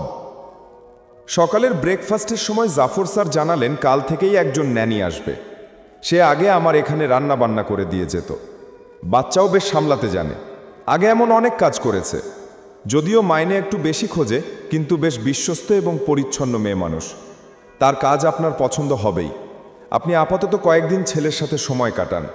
ন্যানিকে সুবিধা মনে হলে ডিউটিতে জয়েন করবেন, অপছন্দ হলে আরও একটা দেখা যাবে। যেহেতু এমন হঠকারিতা দেখিয়ে ফেলেছেন, আপাতত সিচুয়েশনটা মোকাবেলা করতে হবে। এমন দুধের শিশুকে সামলানো শুধু কঠিন নয়, তুলনামূলক যুদ্ধের সমান। এই যুদ্ধে আপনাকে জয়ী হতে হবে, আর কোনো পথ খোলা নেই। সকালের দিকে ফর্মুলা দুধের বস্তা নিয়ে এসেছেন ওনার অ্যাসিস্ট্যান্ট। ডোডো তখন ঘুম। রাতে একটুখানি সাবুদানা খেয়েছে, একটু মধু। মধুটা বোধহয় ওর ভালো লেগেছিল, তাই আরও খেতে চেয়েছে, কিন্তু বেশি খেলে পেট করবে তাই বেশি খাওয়ায়নি আজলান। বাকিটা রাত সে নির্ঘুম ছিল। আসার পথে গাড়িটা অনেক ঘুমিয়েছে, কিন্তু এখানে আসার পর তার চোখের ঘুম উধাও। থেকে থেকে কেঁদে উঠে মাকে ডাকছে। ভোরের দিকে যখন একটু ঘুম এসেছিল চোখে, তখন আজলানের বুকে খামচি দিচ্ছিল সে মা ভেবে। বুকে মুখ গুজে হাপুস হুপুস করছিল মাতৃদুগ্ধের নেশায়। আজলানের বুকটা তখন কেঁপে উঠেছিল ছেলের এমন ছটফটানি দেখে। মায়ের স্পর্শ না পেয়ে সে ঠোঁট ফুলিয়ে কাঁদতে কাঁদতে পুনরায় ঘুমিয়ে পড়ল। বিছানায় বসে ফর্মুলা দুধ তৈরির রুলসগুলো পড়ছিল আজলান। বাইরের হিমেল হাওয়ায় ঘরের পর্দা দুলছে, ঠিক তখনই মনে হলো সেটা কারো শাড়ির আঁচল। সে কাগজের দিকে চেয়ে আপন মনে বলল, মেহবুব, দেখো তো কতখানি গরম পানির মধ্যে কতটুকু পাউডার মিক্স করতে হবে। কথাটুকু মুখ ফসকে বেরিয়ে আসার পর চোখ তুলে সামনে তাকাতেই দেখল সেটা পর্দা। মাথা ঝাড়া মেরে সোজা হয়ে দাঁড়ালো সে। কেউ ছিল না। তন্মধ্যেই জাফর স্যার গটগট পায়ে হেঁটে এসে বললেন, ও চলে এসছে ডেপুটি সাহেব, আপনি আসুন, ডোডো তার কোলে আছে। আজলান ওনার সাথে সাথে বেরোলো ঘর থেকে। বাড়ির বাইরে আউটডোর টেবিলের ওপর ডোডোকে বসিয়ে হাত দুটো ধরে রেখে উনি ডোডোর দিকে তাকিয়ে আছেন এক নাগারে। ডোডোও ওনাকে মন ভরে দেখছে। বাবার আগে হয়তো সে নির্বাচন করছে এই মহিলার কাছে সে থাকবে কি থাকবে না, নাকি মাকে খুঁজছে। কিছুক্ষণ পর হঠাৎ সে চেঁচিয়ে কেঁদে উঠল। আজলান এসে এক প্রকার কেড়ে নিল মহিলাটির কাছ থেকে। শান্ত করাতে করাতে বলল, ওই তো তোমার মা এসেছে। ডোডো মাম্মাম্মা শব্দ করে কাঁদতে লাগল। একটু শান্ত হয়ে আসতেই আজলান মহিলাটির সাথে কথা বলতে এগিয়ে এলো। শক্তপোক্ত মজবুত শরীরের গাঁথুনি মহিলাটির, রোবটের মতো প্রতিক্রিয়াহীন মুখের আদল এবং চোখের দৃষ্টি। অপ্রয়োজনীয় কোনো কথাবার্তা বলল না। বাড়ির দেখভাল থেকে শুরু করে রান্নাবান্না, বাচ্চার দেখাশোনা সব করতে ওস্তাদ সে। বয়স 28-29 হবেই। মোটা অঙ্কের একটা অ্যামাউন্ট তাকে দিতে হবে। আজলান বলল, রান্নাবান্নার কথা পরে, আপনাকে সর্বপ্রথম বাচ্চা সামলাতে হবে। ও যেন একটুও না কাঁদে, একটুও ওর মাকে না খোঁজে এবং পরিষ্কার পরিচ্ছন্ন থাকে। মহিলাটিকে ভাবুক দেখালো। ডোডোর দিকে কিছুক্ষণ চেয়ে থেকে বলল, আপনি চিন্তা করবেন না, ওর চাইতে বেশি দুষ্টু বাচ্চা সামলানোর অভিজ্ঞতা আমার আছে। ডোডো গালে একটা আঙুল ঢুকিয়ে রেখে মহিলাটির দিকে চেয়ে আছে। মহিলাটি তার দিকে তাকানো মাত্রই সে আজলানের গলা জড়িয়ে ধরে কাঁধে মাথা ফেলে ডাকল, মাম্মা। জাফর আহমেদ বললেন, কাল থেকে আমার বউরানিও আসবে, চিন্তা নেই মিস্টার শেখ। আপনার বাচ্চা যদি মায়ের মতো হয় তাহলে মানিয়ে নিতে পারবে, বাবার মতো হলে বলতে পারছি না। আজলান টের পেল কথার পিঠে সূক্ষ্ম খোঁচার আঁচ। মহিলাটির মুখে কোনো প্রতিক্রিয়া নেই, এক নাগারে ডোডোর দিকে চেয়ে আছেন। ডোডোর আবারও কান্না শুরু হলো। আজলান জিজ্ঞেস করল, আপনি কবে থেকে আসছেন? মহিলাটি জবাব দিল, এখন থেকেই। আমার সুটকেস অলরেডি বাড়ির ভেতরে। স্যার আমার অ্যাডভান্স পেমেন্টের কথা বলেছেন? জাফর স্যার বললেন, ইয়েস মিস্টার শেখ, আপনাকে বলেছিলাম। আজলান বলল, সন্ধ্যায় পেয়ে যাবেন। থ্যাঙ্কস। আজলান বলল, ওকে এখন শান্ত করাতে পারবেন প্লিজ? মহিলাটি হাত বাড়িয়ে ডাকতেই ডোডো হাওমাও করে কেঁদে উঠল আরও জোরে। আজলানের কোল থেকে ছুটে যাওয়ার চেষ্টা করছে। আজলান পিঠে আলতো চাপড় দিতে দিতে বলল, কিছু খাবে বাবা? ডোডো কাঁদতে কাঁদতে হিঁচকি তুলল। জাফর আহমেদ পাশ দিয়ে যাওয়ার সময় বলল, সে তার মাকে মিস করছে। আজলান বলল, আমি দিনের পর দিন দূরে থাকি, আমাকে এভাবে মিস করে না? কি হিংসুটে আপনি ডেপুটি সাহেব। আজলান মুখ ফিরিয়ে নিয়ে জোরালো একটা শ্বাস ফেলে ডোডোকে বলল, ওই দেখো তোমার মা। মেহবুব, তোমার ছেলেকে নিয়ে যাও। ডোডো বাবার আঙুলের ইশারায় বেড়ে ওঠা ঝোপঝাড়গুলোর দিকে চেয়ে কাঁদতে থাকে। মহিলাটি এসে সামনে দাঁড়ায়। নিউজ প্রেজেন্টারদের মতো করে শাড়ি পরা, মাথার চুলগুলো পেছনে গুছিয়ে বাঁধা। বলল, আমাকে দিন, ও হয়তো পটি করবে। আজলানের ভুরু কুঁচকে এলো। মহিলাটি কলি নিয়ে বলল, দয়া করে কার পটিটা এনে দিন। আজলান দ্রুত গতিতে ঘর থেকে কার পটি নিয়ে এলো। মহিলা ডোডোকে পটিতে বসিয়ে দিতেই সে শান্ত হয়ে এলো। আজলান অবাক চোখে চেয়ে বলল, বুঝলেন কি করে? মহিলাটি বলল, আমি অবাক হচ্ছি আপনি এতদিন বাচ্চাটাকে রেখেছেন কিভাবে? ওর মা বিয়োগের কতদিন হলো? আজলানের পিলে চমকে উঠে বলল, ওর মা আছে? মহিলার অবাক চাহিনির সাথে সাথে প্রশ্ন ছুটে এলো, কোথায়? আজলান খানিকটা ধমকের সুরে বলল, আপনি আপনার কাজ করুন, এই ব্যাপারে কোনো প্রশ্ন নয়। চেষ্টা করুন ওর প্রিয় হয়ে ওঠার। ভীষণ মাপাগল ছেলে, মায়ের গা ঘেঁষে থাকার অভ্যেস, ওটা ছাড়াতে হবে। আমি চেষ্টা করব। ঘরটা গোছগাছ করতে লেগে পড়েছিল আজলান। ডোডোর জন্য কিছুতে হাত লাগাতে পারছিল না। সব ঠিকঠাক করার সময় মহিলাটি দরজায় কড়া নাড়ল। আজানের যাবতীয় জিনিসপত্র যদি আমি আমার ঘরে রাখি তাহলে আমার জন্য ভালো হয় স্যার, নয়তো আপনাকে ডিস্টার্ব করতে হবে। আজলান বলল, নিয়ে যান, এই গোটা ব্যাগটাতে ওর জিনিসপত্র। মহিলাটি সব নিয়ে যেতেই ঘর ফাঁকা হয়ে গেল। আজলান চুপিসারে ওই মহিলার ঘরে গিয়ে উকি দিতেই দেখল ডোডো শুয়ে আছে। বালিশের সাথে ঠেকিয়ে রাখা হয়েছে ফিডারটি। নিপুল মুখে নিয়ে সে চোখ বুজে ঘুমোচ্ছে। আজলান বলল, ও কি ঘুমিয়ে গিয়েছে? মহিলাটি চমকে উঠে তার কণ্ঠস্বর শুনে বলে, হ্যাঁ, একটু ঘুম এলো, মনে হচ্ছে না বেশিক্ষণ স্থায়ী হবে, আমাকে চিনতেও সময় লাগবে। আজলান বলল, ঘুমালে আমার ঘরে রেখে আসবেন এরপর থেকে। আচ্ছা। ঘরে ফিরে যাওয়ার সময় আজলান ঘাড় ফিরিয়ে ঘরটার দিকে তাকালো। অল্প সময়ের মধ্যে মহিলাটি ঘরটা গুছিয়ে ফেলেছে দক্ষ হাতে। বেশ পরিচ্ছন্ন মনে হলো। আজলান একটু ভারমুক্ত হলো। এমনিতেই সে টেনশন ফ্রি থাকার চেষ্টা করছে। নিজেকে বোঝাচ্ছে সবটা নর্মাল, কিচ্ছু হয়নি। কিন্তু ডোডোর কান্না সব এলোমেলো করে দিচ্ছে। ডোডোর রাতের কান্না বড্ড ভয়ঙ্কর লাগে তার। অনেকটা কষ্ট, হাহাকার মিশে থাকে সেই কান্নায়। সময়টা তখন ফুরোতেই চায় না। মহিলাটি কাজকর্মে দারুণ পটু। এক হাতে রান্না সামলে ডোডোকে সামলাচ্ছে। কোনো কিছুতে বিরক্ত নেই। যদিও তাকে রান্না কাজে রাখা হয়নি, কিন্তু জাফর আহমেদ স্যারের ওয়াইফ স্পষ্ট জানিয়ে দিয়েছেন তিনি রান্নাবান্না করতে পারবেন। তাই রান্নার অনুরোধ তা ওনারই। আলাদা করে রান্নার লোক রাখার চাইতে সেই টাকাটা ওনাকে দিলে সে আরও যত্নের সাথে কাজ করবে। যেহেতু তার কাজ পরিপাটি, সেহেতু উনি এক ঢিলে দুই পাখি মেরেছেন।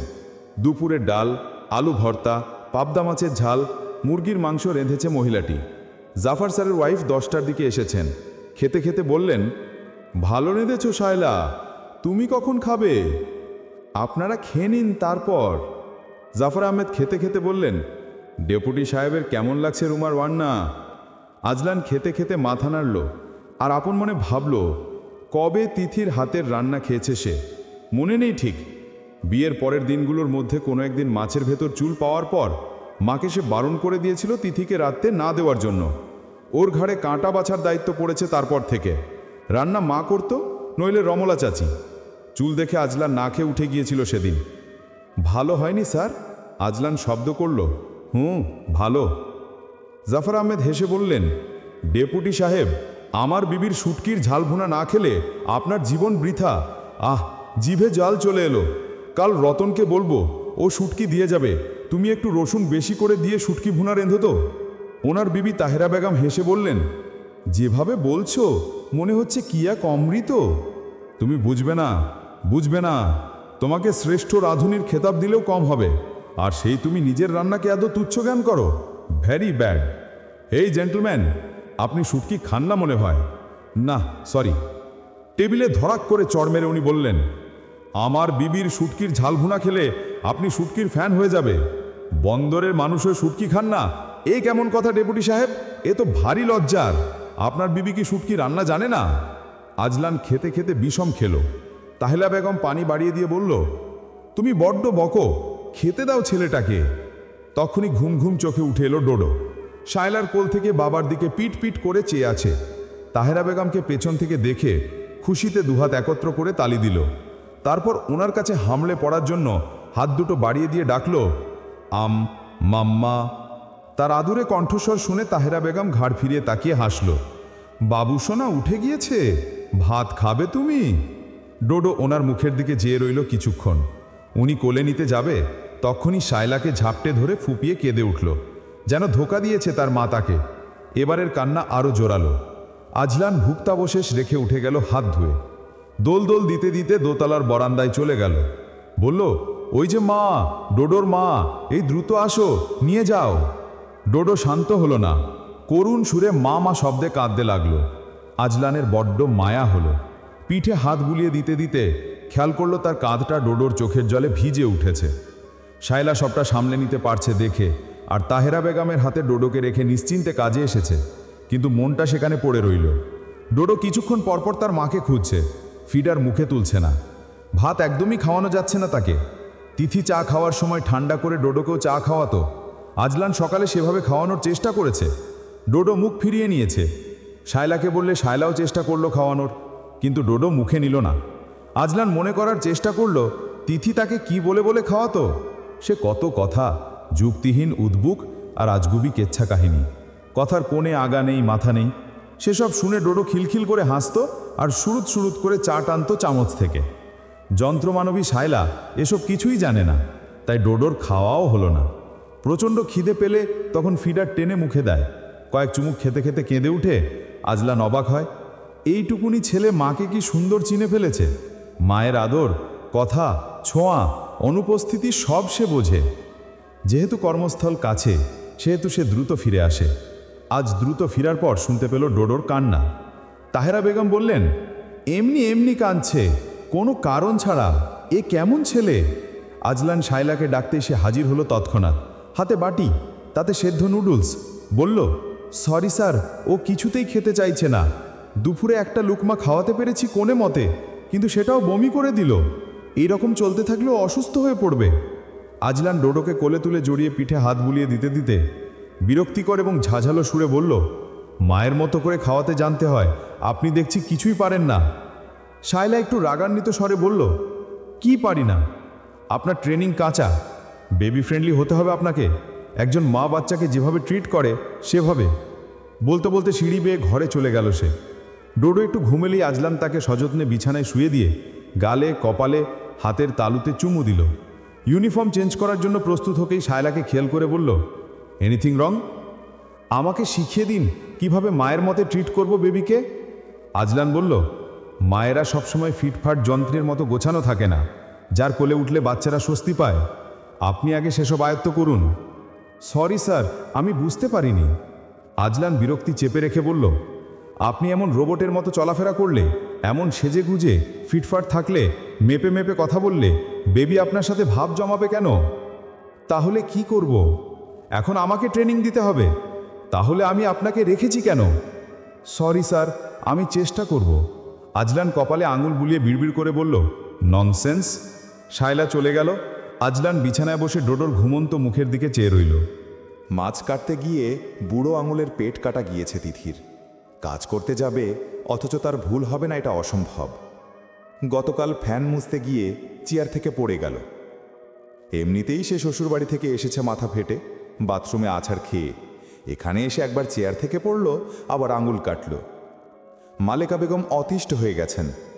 দুধের শিশুটাকে ফেলে এসেছে, কত বড় পাষাণ মা সে। জামাই না হয় দুটো কথা শুনিয়েছে, তাতে এভাবে চলে আসতে হলো। ভালো ঘরে বিয়ে দেয়ায় কত নিশ্চিন্তে ছিলেন তিনি, কিন্তু কয়েকদিন পর পর এক একটা ঝামেলা করে সে বাপের বাড়ি চলে আসে। কিসের এত আত্ম অহমিকা তার? কিসের এত দেমাগ? কি আছে তার বাপের? অমন বরঘর পেয়েছে কপাল করে, সেসব আঁকড়ে ধরে সুন্দর করে সংসার করবে তা না। কিসের বলে ঘন ঘন বাপের বাড়িতে চলে আসে সে? বাপ একদিন কামায়, 10 দিন বসে থাকে। দোকানে কেনা বেচা নেই। ছোট ভাইটা এখনো পড়াশোনা করছে। কে তার অসুখ বিসুখের চিকিৎসা খরচ দেবে? কেনই বা দেবে? যে অমন ছেলের ঘর করতে পারে না, তার হাতে চাঁদ এনে দিলেও সে তার মূল্য দিতে পারবে না।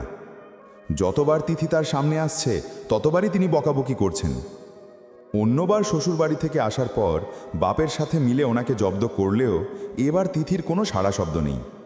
ছেলের জন্য কাঁদছে, কিন্তু ছেলের খোঁজ নিতে পারছে না। তাকে ফোনে ব্লক করে রেখেছে আজলান শেখ, এমনকি বাড়ির সব নাম্বার।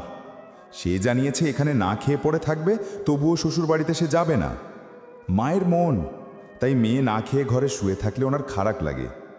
সংসার ভেঙেছে তাই দুঃখ হয়, বাচ্চার সুখে কাঁদছে তাই মায়া লাগে। নয়তো চুলের ঝুঁটি ধরে বের করে দিত ঘর থেকে। রাগে দুঃখে উনি কাঁদতে বসেন। কত খুশি হয়েছিলেন একটা নাতি হওয়ায়। ভেবেছিলেন এই বুঝি তার সব পাগলামি চুটে যাবে। মেয়েরা মা হওয়ার পর অনেক বদলে যায়, সংযত হয়, কিন্তু তার মধ্যে কোনো পরিবর্তন এলো না। স্বামী সংসারের প্রতি হেয়ালি গেল না। এভাবে কি সংসার হয়? এই যে এখন কাঁদছে, খাচ্ছে না, কথা বলছে না, কাজ করতে গিয়ে হাত পা কাটছে, সবটাই বাচ্চাটার জন্য। নইলে স্বামী সংসারের জন্য তার অত মায়া নেই। বাচ্চাকে ফেলে এসেছে বলে এত কান্নাকাটি। নইলে আগেরবারের মতো ওনার মুখে মুখে তর্ক করত আর বলতো, কেন যাব ওই বাড়িতে, কেন যাব ওই লোকের কাছে, আমি না গেলেই বাঁচি। ওনার বড্ড রাগ হয়। পেটে ধরেছেন তাই কঠোর হতে পারেন না, কিন্তু এভাবে যে সংসার হয় না তা উনি বুঝাতে পারেন না। সংসার করতে অনেক ধৈর্য লাগে, অনেক সংযমী হতে হয়। স্বামী সংসারকে ভালোবাসতে হয়, আপন করতে হয়, যেটা ওনার মেয়ে করেনি। এখনও বাচ্চাটাকে পেয়ে গেলে সে স্বামী সংসারের দিকে ফিরেও তাকাবে না। অত বড় কলিজা তার আছে। বরঞ্চ ছেলেটা হওয়ার 1.5 বছরের মধ্যে কোনো অভিযোগ আসেনি কেন, এটা নিয়েই উনি ভাবছিলেন এতদিন। এত সহজে সে শোধরানোর ময়।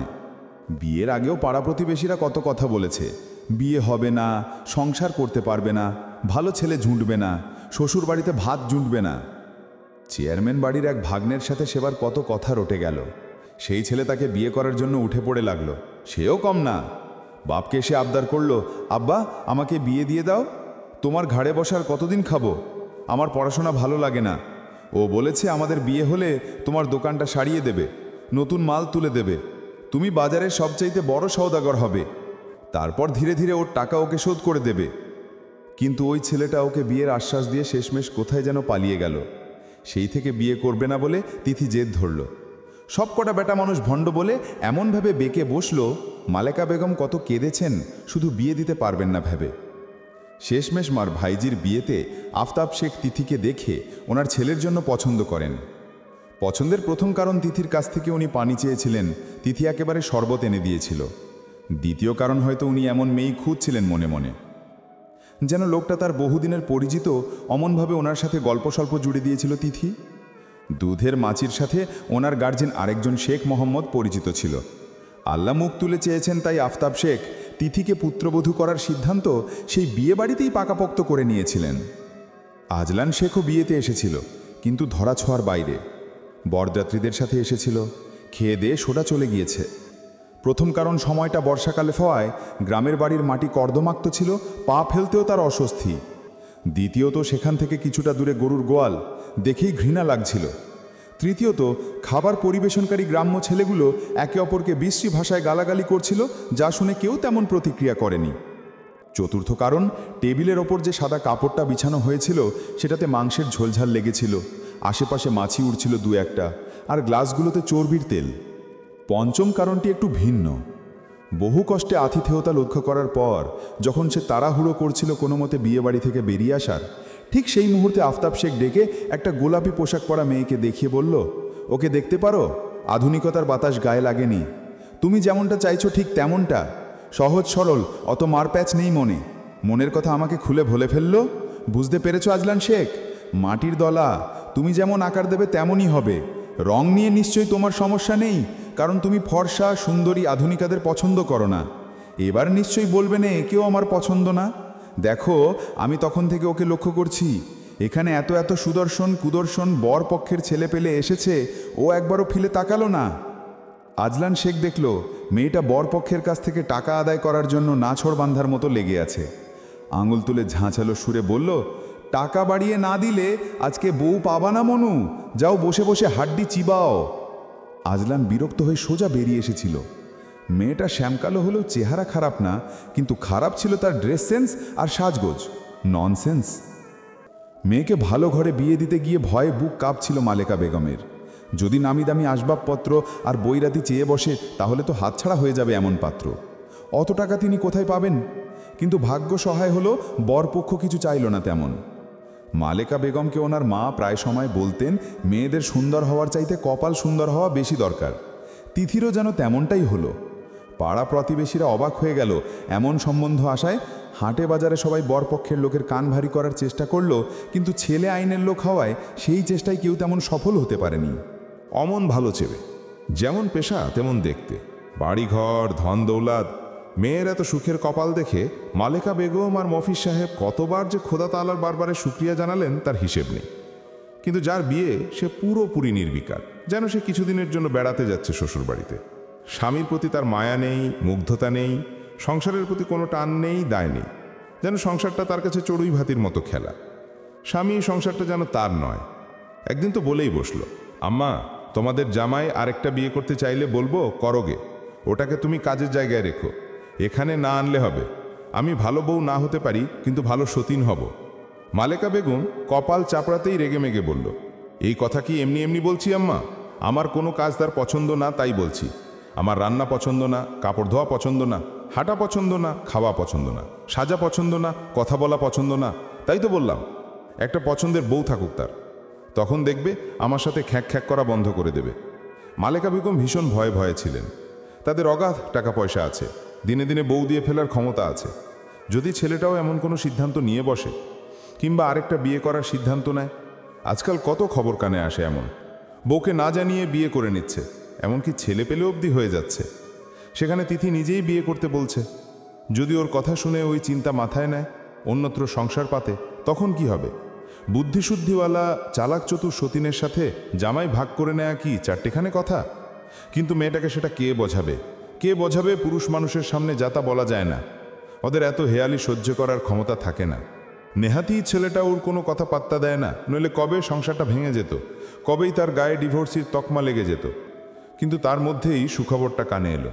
উনি মনে প্রাণে চাইছিলেন কোলে একটা বাচ্চা কাচ্চা আসুক, তাহলে সংসারে মন বসবে, জামাইয়ের প্রতি মন ঘামবে। কিন্তু হলো কই? এবার চিরতরে বাড়ি চলে এলো। তাও বাচ্চাটাকে রেখে। পাশের বাড়ির হাসিবের জন্য বউ এনেছে, বছরখানেক হয়েছে। সে তিথিকে দেখতে এসেছিল কয়েকবার, আজও এলো দই চিড়া নিয়ে। তিথি কিছু খাচ্ছে না শুনে সে এনেছে তিথিকে খাওয়াতে। তিথির জন্য ভীষণ খারাপ লাগছে তার।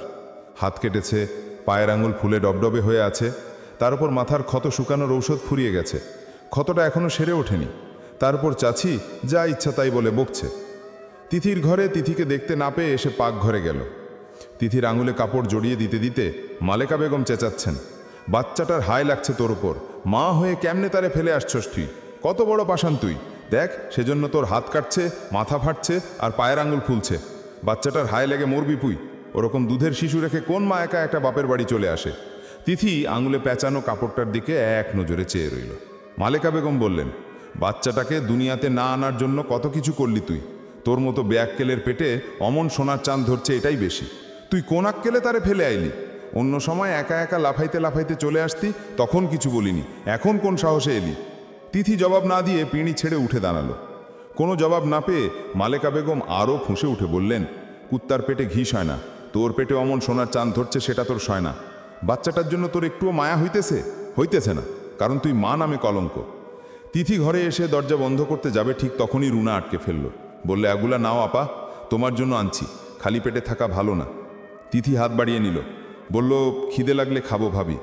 রুনা বলল, তোমার বরের কাছে আমার মোবাইল থেকে ফোন দেওয়া যাবে, আমার নাম্বার চেনে না তাই ব্লক করবে না, দেবা? তিথি কিছু সময় ভেবে বলল, দাও। রুনা তার ফোনটা বাড়িয়ে দিল। তিথি আজলানের নাম্বার তুলে ফোন দিল। যখন রিং পড়ছিল তখন বুকটা ধরফর করছিল তিথির। মনে হচ্ছিল এক্ষুনি ডোডোর গলা শুনতে পাবে। তৃষ্ণার্ত বুকটা আরও তৃষ্ণাতুর হয়ে উঠল যেন। 1, 2, 3, 4, 5, 6 এভাবে 7 বার ফোন দেওয়ার পরেও আজলান ফোন তুলল না। তিথি ফোনটা রুনার দিকে বাড়িয়ে দিয়ে বলল, রিসিভ করছে না। রুনা বলল, এখন কি করবে আপা? তিথি বলল, দেখি কি করা যায়। চিরা দইটুকু খেয়ে নাও আপা, ভালো লাগবে, না খেয়ে থেকো না। ডাক্তারের কাছে যাবে না? তিথি বলল, যাব, আগে ডোডোর কোনো খবর পাই কিনা দেখি। তিথি বলল, আচ্ছা, ফোন দিলে আমাকে ডেকো। রুনা মাথা নেড়ে বলল, আচ্ছা। রুনা চলে যেতেই তিথি তার কাপড় চোপড়গুলো গুছিয়ে রাখার সময় ডোডোর দুটো ছোট ছোট শার্ট প্যান্ট পেল। আরামদায়ক বলে ডোডোকে অনেকবার পরানো হয়েছিল। আসার সময় তার সাথে নিয়ে আসবে বলে সুটকেসে ভরে নিয়েছিল। কাপড়গুলো হাতে নিপেই জনসন বেবি পাউডারের খুশবুতে যেন মনটা তার ভরে গেল। নাকের কাছে নিয়ে শুকতেই মনে হলো, এই তো ডোডোর গায়ের খুশবুটা। নাক চোখ চেপে খুশবুটা শুকতে শুকতে ঝরঝরে কেঁদে ফেলল তিথি। রাত 10টা কি 10:30। তিথির চোখ লেগে এসেছিল একপাশে কাত হয়ে পড়ায়। ধরফড়িয়ে সোজা হয়ে বসতে গিয়ে পিঠে ভারী ব্যথার অনুভব করাতেও সে চিৎকারটা অনুসরণ করে ঘর থেকে বেরোলো। মালেকা বেগম তেড়ে এসে চুলের ঝুঁটি ধরে ঠেলে দিয়ে বললেন, ওই বউটার ঘরেও আগুন লাগাই দিছিস তুই, যা দেখ ওরে কেমন করে মারতেছে হাসিব। তিথি দ্রুত পায়ে ঘর থেকে বেরিয়ে উঠোনে নামল। হাসিব তার বউকে মেরেই চলেছে। তিথিকে দেখা মাত্র রুনা ছুটে এসে বলল, আপা ওকে একটু বলো, ওটা তোমার বর ছিল, আমি কোনো পরপুরুষের সাথে কথা বলছিলাম না। তোমার বর ফোন দিচ্ছিল কিছুক্ষণ আগে, তোমার হাসিব ভাই রিসিভ করে পুরুষ কণ্ঠ শোনায় আমাকে মারতেছে, সন্দেহ করে। তিথি হাঁ করে চেয়ে আছে তার দিকে। ঠোঁট আর চোখের কোনায় রক্ত জমাট বেঁধে গেছে। হাসিবের দিকে রক্তচক্ষু নিয়ে তাকালো সে। বলল, তোমার মাথা কি গেছে? নতুন বউকে সবার সামনে মারছ? হাসিব বেরিয়ে আসলো, বলল, জানে মেরে ফেলবো ওকে। তিথি বলল, ওটা তোমার দুলা ভাই ছিল, আমি ভাবির ফোন থেকে কল দিছিলাম, না জেনে শুনে ভাবিকে এমন করে মারলে কেন? হাসিবের মা তেড়ে এসে বলল, জামাইয়ের ঘর ছেড়ে এসেছিস 2 দিন হয়নি, এখন আমার ছেলের ঘর ভাঙতে নামছিস তুই অলক্ষী কদাকার। ওর ফোন থেকে তোর বরকে ফোন দিছিস কোন সাহসে, বেশরম মাইয়া? তিথি বলল, ফালতু কথা বলবে না চাচি।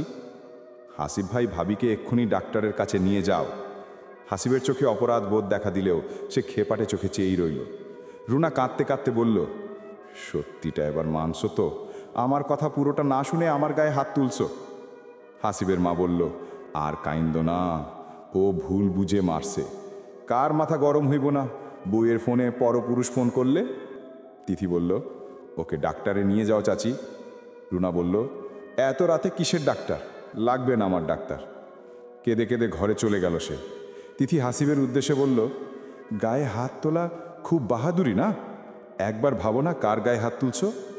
হাসিব চলে গেল গটগট পায়ে হেঁটে। তিথি তার ঘরে চলে এলো। মালেকা বেগম বললেন, ওদের সংসারেও আগুন লাগিয়ে দিয়েছিস না হতচ্ছাড়ি, যেদিকে যাবি সেদিকেই আগুন লাগাবি তুই, বউটার কাছ থেকে কিছু শিখ। তোরে জামাই কোনোদিন মারে নাই, তারপরেও তুই ঢং ঢং করে চলে এসেছিস সেখানে। মারলে তখন কি করতি? মফিজ সাহেব চুপ করে আছেন। অন্য সময় মেয়ের পক্ষে কথা বললেও এবার তিনি মেয়ের সিদ্ধান্তে বেশ ক্ষেপেছেন। অন্তত বাচ্চাটার কথা ভেবে ওর থেকে যাওয়া উচিত ছিল। তিথি ঘরে ঢুকে দরজা বন্ধ করে ওড়নার আঁচল দিয়ে চোখ ঢাকল। মালেকা বেগম চেঁচিয়ে বললেন, যেভাবে পারিস সেভাবে বাচ্চাটার কাছে যা, নইলে নিয়ে আয়, নইলে তোর খাওয়া বন্ধ এই বাড়িতে। অনেক সহ্য করছি তোর নকরামি। বাইরে বৃষ্টি পড়ছে। সবুজে ঘেরা বাংলোটার চারপাশে বড় বড় অশ্বত্থ গাছ, মুচকুন্দ চাপা ফুলের গাছ, দূরে কয়েকটা বেলি ফুলের গাছও আছে। এই গন্ধটা আজলান ঠিকঠাক সহ্য করতে পারে না। অপরদিকে বেলি ফুল তিথির ভীষণ প্রিয়। বেলি ফুলের তেল হোক, সাবান কিংবা পারফিউম, এক কথায় তিথি বেলির পাগল। বিয়ের পরপরই তাকে সবসময় বেলি ফুল আনার কথা বলতো, কিন্তু আজলান কখনো আনেনি। ওই গন্ধটা এতটা অসহ্য লাগে তার, এক কথায় বমি চলে আসে। সে নিতে পারে না গন্ধটা। এখনও হিমেল বাতাসের সাথে বেলির গন্ধ ভেসে আসছে। কি অসহ্য গন্ধ! ডোরো বাইরে ড্যাব ড্যাব করে তাকিয়ে আছে। সে যখন ডিউটিতে যাওয়ার জন্য তৈরি হচ্ছিল, তখন ঘুম থেকে উঠে তাকে এমনভাবে জাপটে ধরে ফেলল যেন বাবা আজ কোথাও গেলেই সে তুলকালাম কাণ্ড ঘটিয়ে ফেলবে। আজলান তাই কাজে যায়নি। বৃষ্টি দেখে যদিও বাইরে যাওয়ার ইচ্ছা মরে গিয়েছিল, তার ওপর ডোডোর এমন কান্না দেখে সে যাবে না বলে সিদ্ধান্ত পকপক করেছিল। শায়লা ডোডোর জন্য সাবুদানার পরিজ বানিয়েছে। আজলান চামচে করে ডোডোকে একটু একটু করে খাওয়াচ্ছে আর জানালা দিয়ে পাখি দেখাচ্ছে। বৃষ্টি ভেজে একটা কাক বসে আছে নারিকেল গাছের ডালে। সেটি গা ঝাড়ছে দেখে ডোডো হাসছে। আজলান তার গায়ে মুখ ঘষে আদর করে বলল, ওটা কি বাবা? ডোডো তার দুঠোর নাচিয়ে বলল, আম মাম মা। আজলান দেখল ছোট কাকটার পাশে একটা বড় কাক এসে দাঁড়িয়ে আছে। ঠোঁটে একটা আঁশ জাতীয় খাবার, বাচ্চাকে সেটি যত্ন করে খাওয়াচ্ছে। আজলান আরেক চামচ পরিজ তুলে দিল তার সামনে। ডোডো খাওয়ার সময় নিজের গায়েও ফেলল, আজলানের গায়েও ফেলল। আজলান তাকে খাওয়ানো শেষে চেঞ্জ করে দিল, তারপর নিজেও চেঞ্জ করে নিয়ে কোলে তুলে বলল, চলুন নিচে যাই, ওখানে একটা দাদু আছে। ডোডো উত্তেজিত হয়ে বলল, দাদা? আজলান বলল, নিচে নামার সময় ডোডো যা খেয়েছে সব বমি করে দিল। আজলানের বুক ভেসে গেল দুধ সাদা সাবুদানায়। ডোডোর দিকে চোখ তুলে চাইতেই ডোডো ঠোঁট টানতে টানতে আচমকা চেঁচিয়ে কেঁদে উঠল। আজলান বলল, কিছু বলেছি আমি? বকিনি তো, আই যান। ডোডো কাঁদতে লাগলো। শায়লা এসে কোলে নিয়ে বলল, আপনি চেঞ্জ করে নিন স্যার, আমি ওকে রাখছি।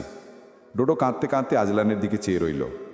তাহেরা বেগম এসে বললেন, বাবা কি বকেছে বাবুকে? আজলান যেতে যেতে বলল, এমনিই কাঁদছে, আমি এক্ষুনি আসছি।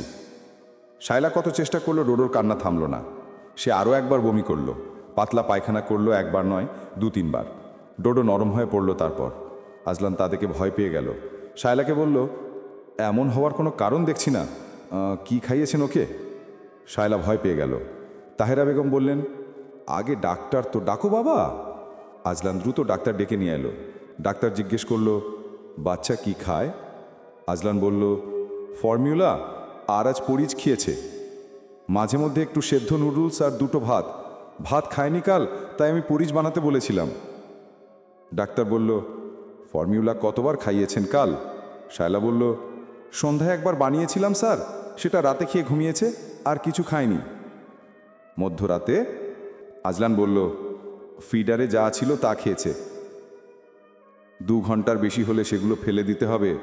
আর আপনারা বাসি ফর্মুলা খাইয়েছেন বাচ্চাটাকে, এখনও 1.5 বছর চলছে, তাকে ফর্মুলা খাওয়ানোর কি দরকার? বাচ্চার মাকে আপনি?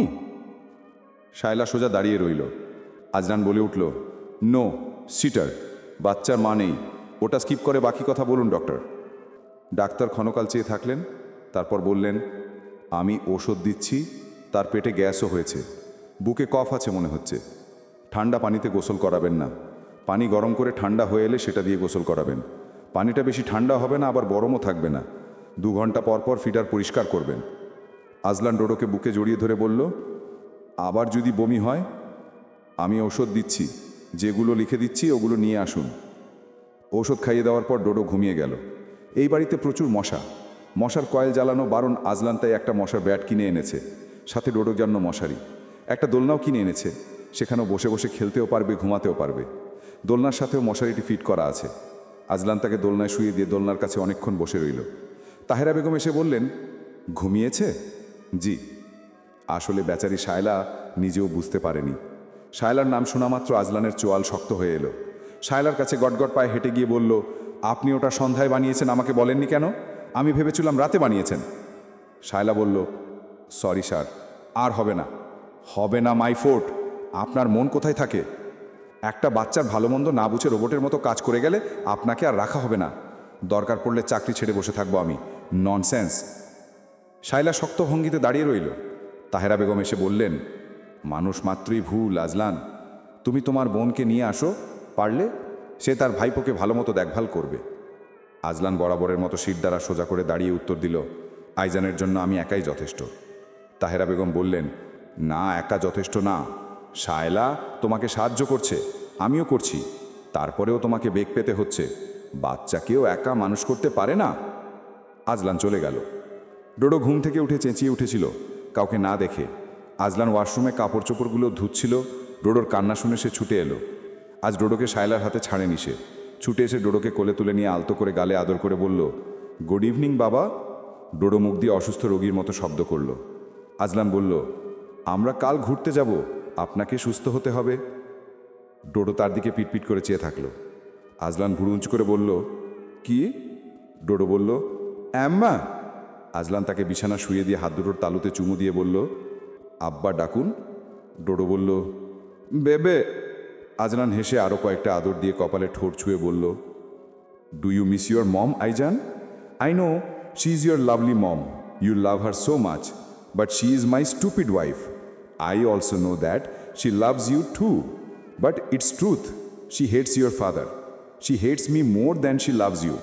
That's why hatred finally won Aizan. Hate is more powerful than love. You have to understand, Aizan. ঘৃণার ভালোবাসায় ঘর হয় না। আমি তোমার মায়ের সাথে ভালো থাকার চেষ্টা করেছি, কিন্তু অসফল হয়েছি। I failed miserably at this point. I'm a failed husband, but I don't want to be a failed father. Dodo তার গলা জড়িয়ে ধরে নরম গালটা বাবার গালের সাথে লাগিয়ে রেখে বলল, আম্মা আম্মা, আ বাবা।